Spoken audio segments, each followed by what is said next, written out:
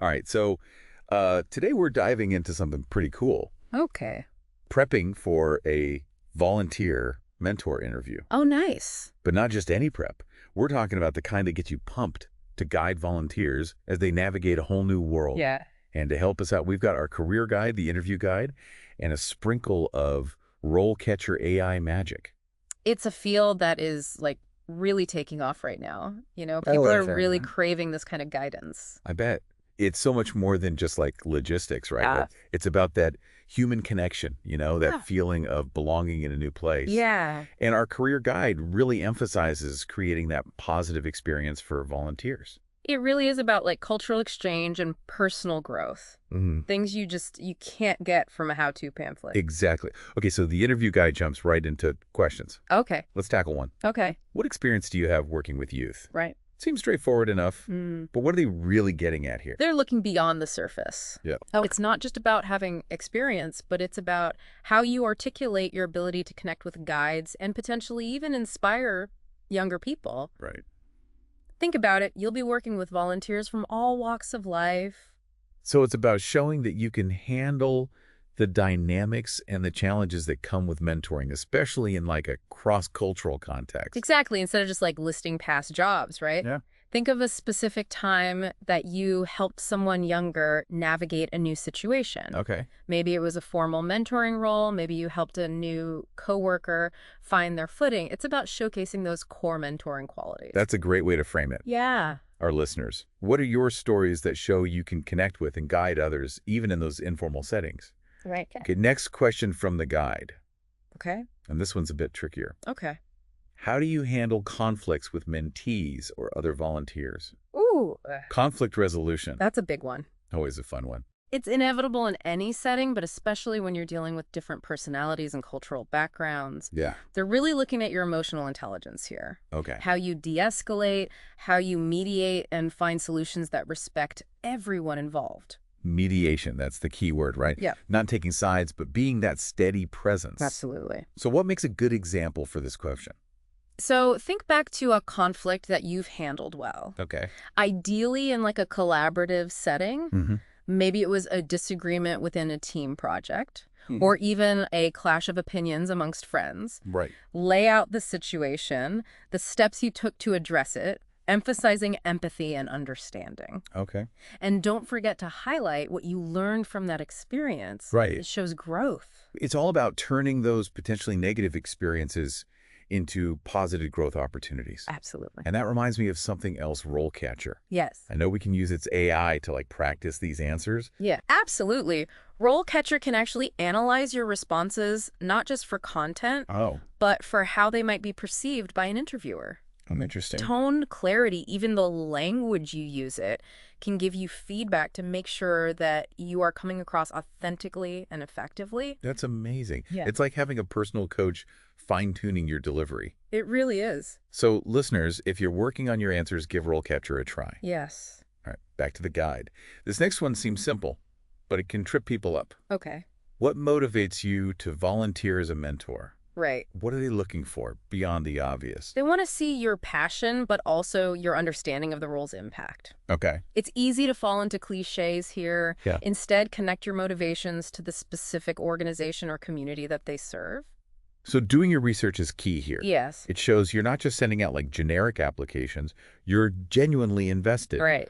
Our career guide actually has a section on the pros and cons of this role, which I thought was super helpful. Absolutely. It goes beyond the surface level. Yeah. For example, it talks about the potential for burnout or compassion fatigue, Right. which shows that you're aware of the challenges and dedicated to navigating them. That's a great point. It adds a layer of depth and honesty to your answer. Exactly. Okay, let's keep going with these questions.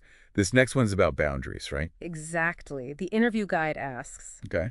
how do you maintain boundaries with mentees while still building a strong relationship? Ooh. It's a delicate balance. It is. You want to be supportive, but also maintain that professional line. Right. What are your thoughts on this one? Well, it's all about being approachable yet professional. Right. You're a guide, a mentor, not a friend. Okay. Offering support and expertise, yes, but also empowering them to navigate challenges independently. So how do you actually convey that during an interview, especially if you haven't been a formal mentor before?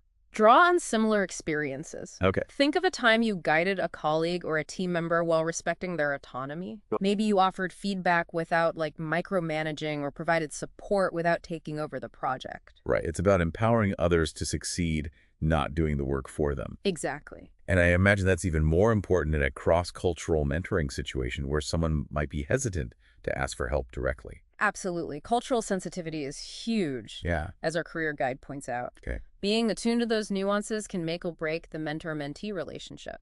Speaking of which, the interview guide asks, how do you adapt your mentoring style to meet the unique needs of each mentee? Right. Because one size definitely does not fit all right. Not at all. Okay. This is where your emotional intelligence comes into play. Okay. Highlight your ability to listen actively, observe their learning style, and adjust your approach. Okay. Give me an example. What does that actually look like in practice? Okay, let's say you're mentoring two volunteers. One thrives on detailed feedback, while the other prefers a more hands-off approach. Right. You would tailor your communication style, your feedback delivery, and overall guidance to match. So it's about recognizing those individual needs and preferences and not assuming everyone learns the same way, Right. especially across different cultures. The way people give and receive feedback can vary widely. Absolutely. For our listeners, as you're prepping for this question, think about those times you've had to adjust your communication style to better connect with someone. Yeah, that's good. Now let's dive into a tougher question from the guide. Okay.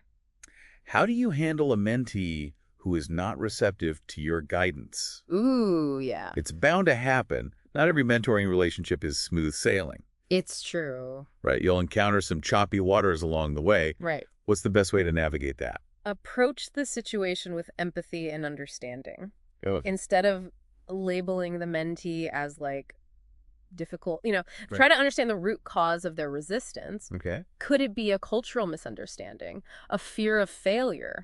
Once you identify the root, you can address it more effectively. That's a great point. It's Yeah. easy to kind of personalize those situations. Right. But often there's something deeper going on. Absolutely. So how would you suggest tackling this question during an interview? Use the STAR method. Okay. Describe a specific situation where you faced resistance. Outline the task at hand. Detail the actions you took, emphasizing your problem-solving skills and empathy. Yeah. And finally, highlight the result of your approach. Love the STAR method. It is so helpful for structuring those behavioral interview questions. Yes. Can you give our listeners a specific example to kind of bring this to life? Of course. Let's say you had a mentee who was hesitant to embrace a new cultural experience. Okay. Instead of forcing it, you might share your own experiences, Right. address their concerns, and find ways to make them feel more comfortable and open to trying new things. It's about meeting them where they are Mhm. and gently guiding them rather than pushing them into uncomfortable territory. Exactly. And I imagine RoleCatcher could help analyze those answers for tone and clarity, Yeah, especially when dealing with sensitive situations like this. absolutely. RoleCatcher can help you strike that right balance between empathy and professionalism in your response, making sure you come across as understanding and supportive, but also capable of navigating those challenges. Okay. It's particularly helpful if you're applying to organizations that deal with specific types of trauma or cultural backgrounds. Right? You can tailor your answers accordingly. That's so smart. Mm-hmm. Okay, next question. This one is all about time management, a skill I'm always working on. Aren't we all? The interview guide asks, how do you balance your own needs and responsibilities with your volunteer commitments? Right. It's a juggling act, for sure. It is. What are your thoughts? They want to see that you're reliable, organized, and not going to overcommit. Okay. When answering, be honest about your current commitments, but emphasize your ability to prioritize and manage your time. Okay. It shows commitment. So if our listeners are thinking, wait, I've got a jam-packed schedule already, Right. what's a good approach here? Focus on your systems. Maybe you swear by your digital calendar, a trusty to-do list app, or even good old-fashioned pen and paper. Right. Whatever your method share how you stay organized, and make sure you are carving out time for your volunteer responsibilities. Okay. It shows commitment. It's about demonstrating that you are not squeezing this into an already overflowing schedule, Right. but rather you're making it a priority. Yes. And don't shy away from mentioning self-care. Okay. Let them know that you understand the importance of maintaining your well-being to be the best mentor that you can be. Right. Remember that pros and cons section in the career guide. Yeah. Acknowledging the potential for burnout shows that you are thoughtful and realistic. Such a good point. Yeah. Okay, shifting gears a bit. The interview guide asks, how do you measure the impact of your mentoring on a mentee's progress? Oh, okay. Now, this one feels a bit more results-oriented, doesn't it? It is, they're looking for tangible evidence of your effectiveness as a mentor. Yeah. Think about it. How do you define success in this role? Right. It's not just about like warm, fuzzy feelings, That's right. but actual growth and progress. Exactly. So how do you capture that? Okay. Think about setting clear goals from the get-go. Hmm. Maybe even working with the mentee to define those goals collaboratively. Okay. Is it about improving language skills, Right. building confidence in a new environment, Huh. developing a specific skill set? Hmm.